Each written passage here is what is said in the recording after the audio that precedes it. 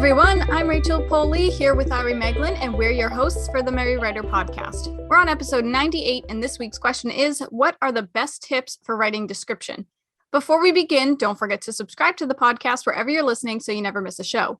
And if you enjoyed this episode, please give it a like, write a review, and share it with friends. So we're talking about description, and that can mean a number of things in your novels, whether you're giving background information or you're describing a character or describing a place. Pretty much you're just painting the whole picture for your readers, depending on what is happening in your story. But description's not always easy to include into your novels. I mean, as a writer, you need to picture this in your mind before you can convey it on paper. And that's actually one of the issues that I have with it. Like when I read, I can picture it like a movie in my head, but when I'm writing, I can also picture it as a movie in my head, but then actually describing it is a whole nother ballgame. So I probably should not be talking about this at all, let alone running the episode, but here we are.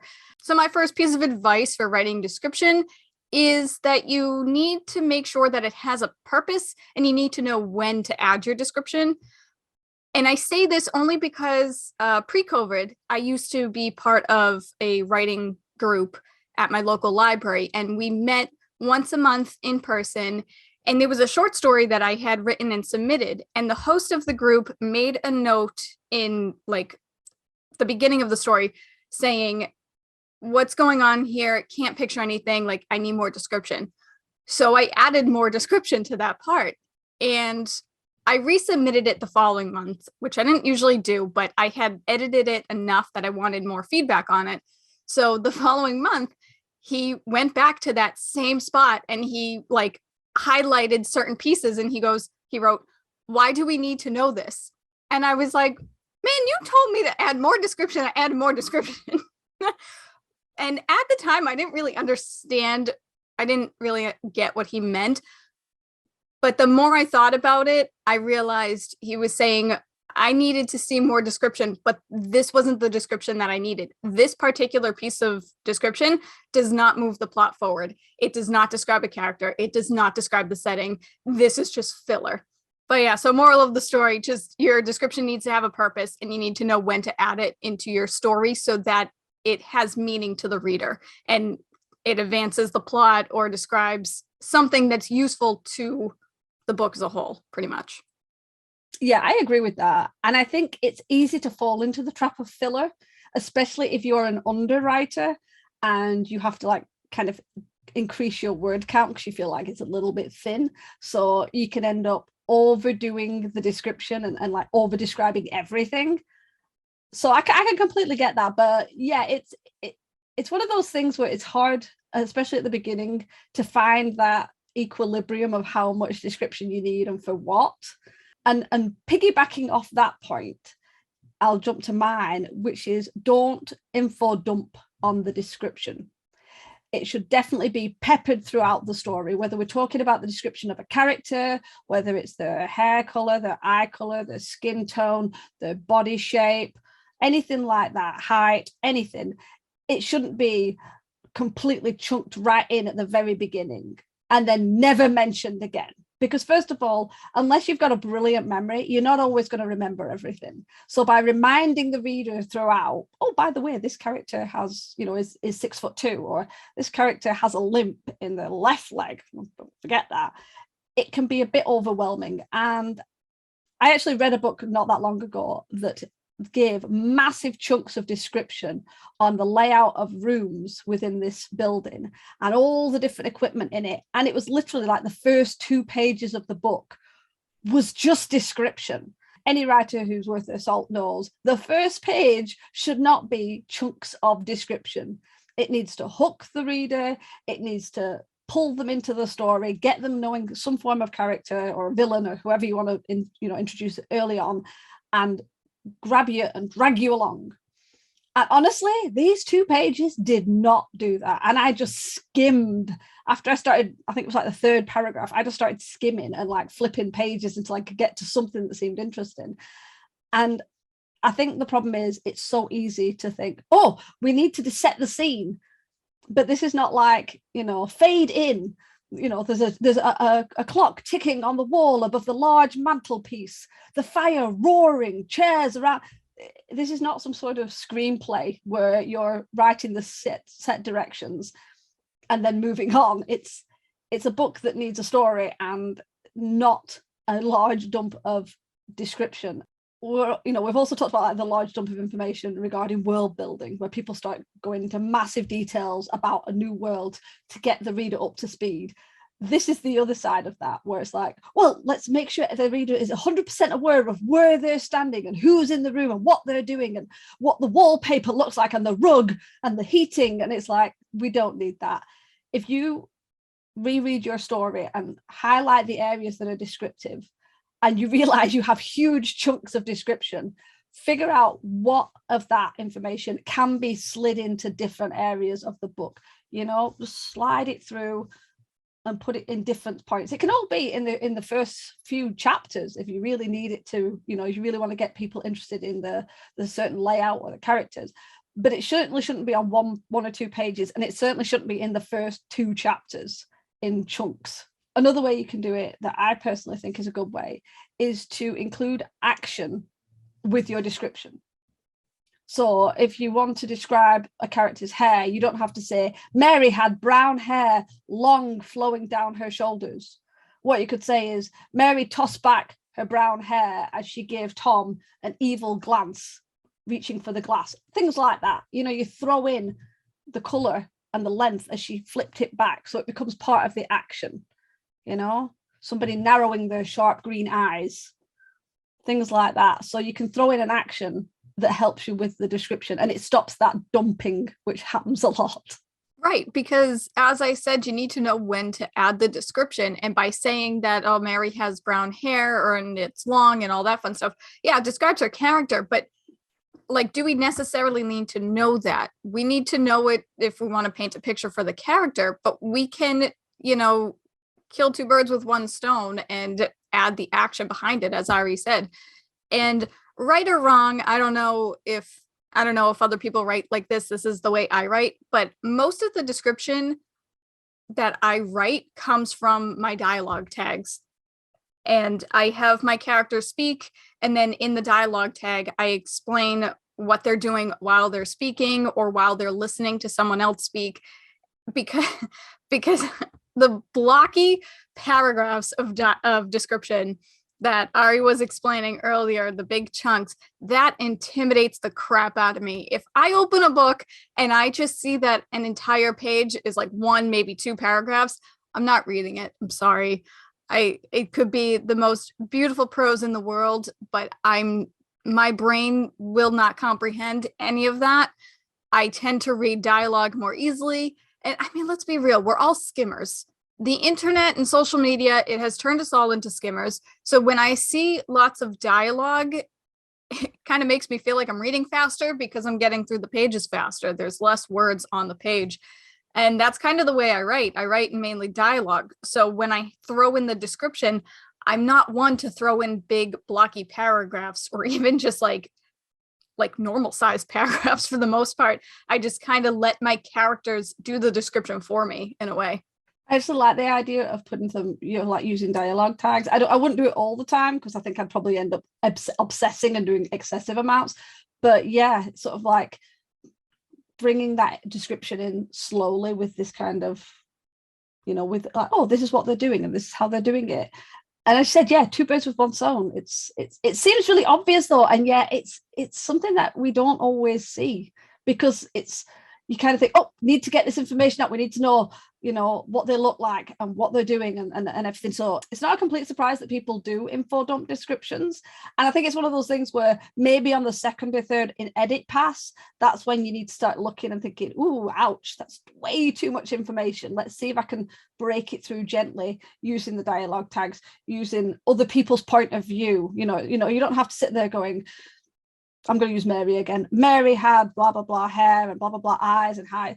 You don't need to have a description from the narrator. You can use other people looking at them and thinking, with jealousy as this Mary throws back her long hair. You can have some person sitting in the corner seething about that. And that's how you get the information in. I mean, yeah, you got to be creative about it. I mean, nobody wants to sit there and act like they're reading an essay, unless you enjoy reading essays, in which case, good for you.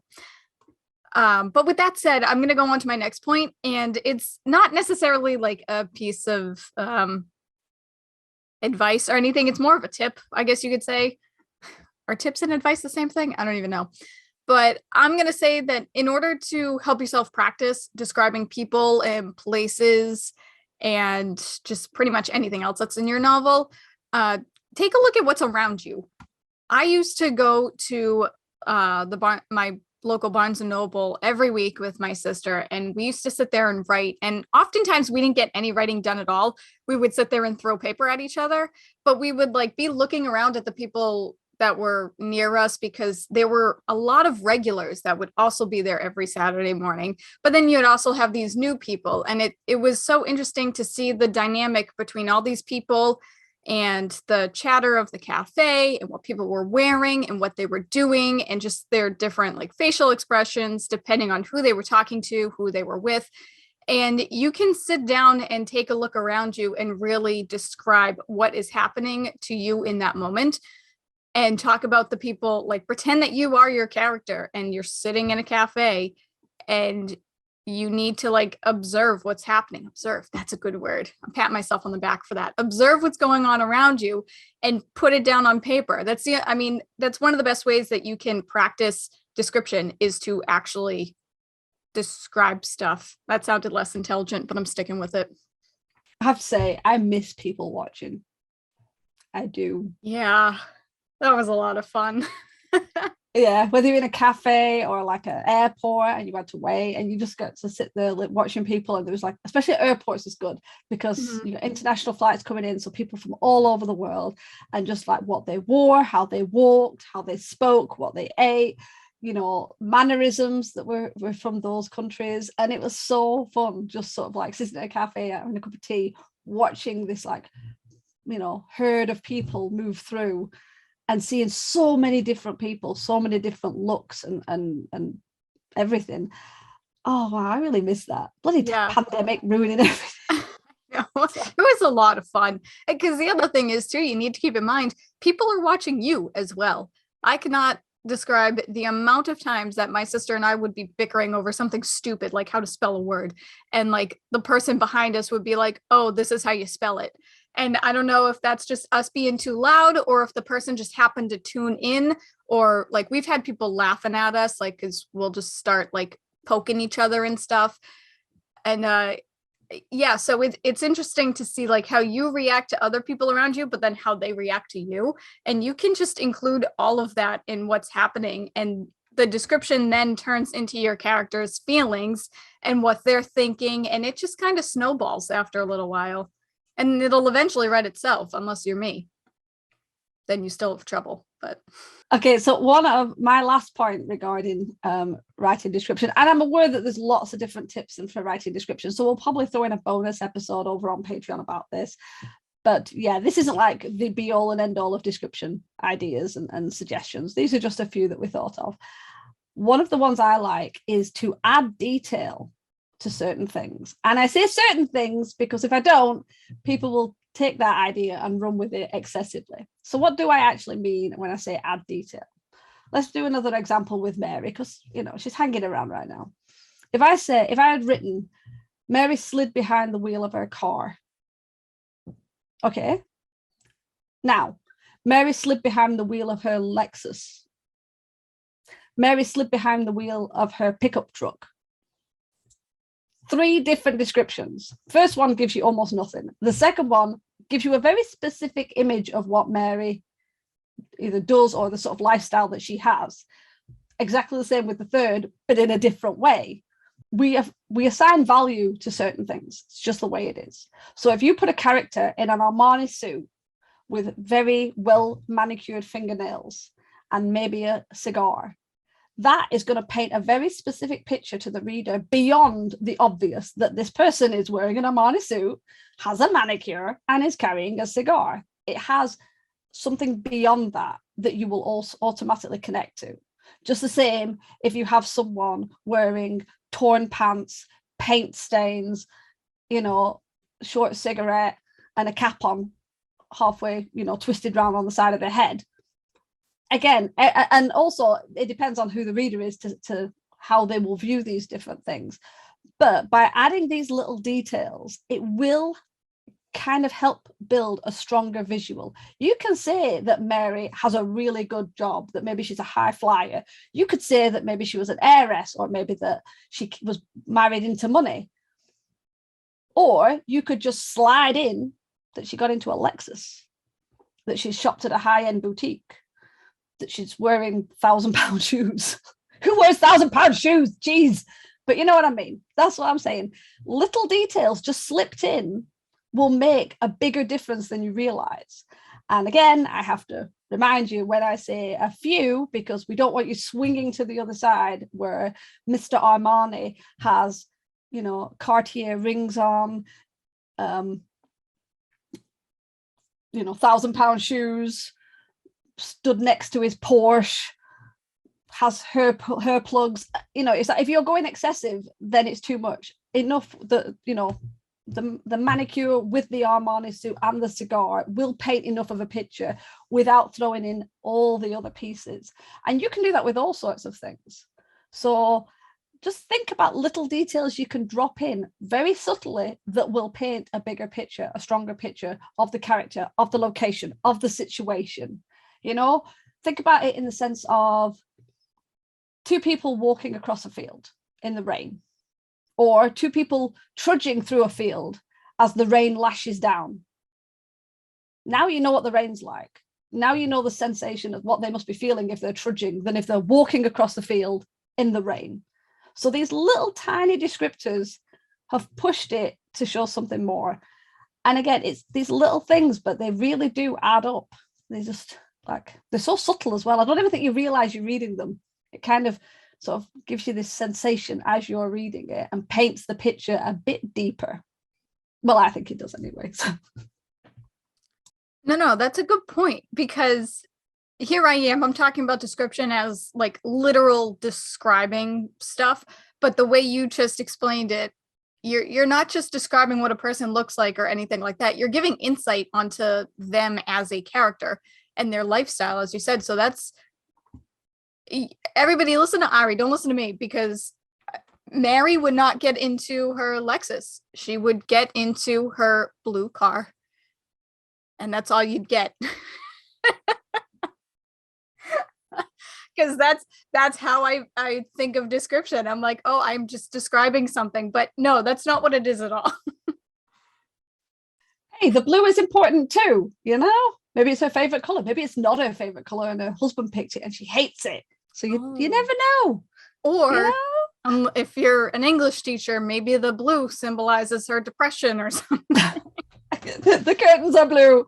Yeah, exactly. That's it. Yeah, it's oh man, but the way you know what that your description reminded me of is have you ever had kids or done the how to make a peanut butter and jelly sandwich exercise? No, I haven't. Mainly because I've only just learned what peanut butter and jelly tastes like, and it tastes not that great. What? So yeah, that's not a thing over here. It's either peanut butter or it's jam. It's not peanut butter and jam, which by the way, that's what jelly is, I believe, in America. Normal people call it jam. We have jam. They're two different things here. Jam is better. That's so weird. Then what the heck is I don't know what jelly our jelly is totally different. Our jelly is what your jello is. So when you say jelly, it's jello. So it's like you don't put jelly with peanut butter. That's disgusting. Yeah, no, ew. Yeah. Oh. Yeah. Anyway, I digress. Go on, explain the peanut butter jelly kid analogy. Yeah, well, so there's an exercise that schools do. I actually had to do this a couple of years ago with the now 12-year-old that I watch. And he came home and his homework assignment was to do a step-by-step guide on how to make a peanut butter and jelly sandwich. And he needed to have somebody in his home read it and act it out. So to make sure that his guide was up to par. So the first step was put peanut butter on bread. So I ran around the kitchen being like, I don't know where the bread is. I don't know where the peanut butter is. How am I supposed to do this? And he was like, all right, fine. and he changed the first step and said, get out bread, get out peanut butter. So I did that. I grabbed a loaf of bread, I grabbed the jar of peanut butter, and he was like, okay, put peanut butter on the bread. So I took the jar of peanut butter and I put it on the loaf of bread. And I mean, it's the funniest thing. We were all like having such a good time laughing. And I've seen classrooms I've seen a lot of videos of it on TikTok of teachers having their kids do this exercise. And then the teacher is trying to act out every single guide. And it just shows the kids how important detail is. Because if you are talking to a caveman and you're trying to teach them how to create a peanut butter and jelly sandwich, well, they don't know that they need to, take the lid off of the peanut butter. They don't know that they need to take out 2 slices of bread. They don't know that they need to grab a knife and, all of this. And it's just the funniest thing. And I don't know why I don't even know if this has anything to do with the episode, but that's what your description reminded me of. You're painting a stronger visual, and you don't want to talk to your readers as if they're, 2, but in some ways, there are certain times where you need to be that detailed, and then there are other times where you don't need to be that detailed. And that the difference of one detail can like make or break what your reader thinks of your character or what shows is whatever's going on in the novel and stuff. Well, that's it. Yeah, and also it's like certain descriptions, like putting Mary in a Lexus compared to putting her in a pickup truck, or maybe a beaten up old Saab, that's falling apart. It evokes an emotion within the reader, and that's what you want. And some of these little tiny descriptions that you drop in, you pepper throughout the story, will create some sort of feeling, obviously, again, depending on the reader. If you had Mary crying her eyes out in a Lexus compared to crying her eyes out in a battered old Saab, I kind of feel like it might have a different effect on how much you empathize with her sadness.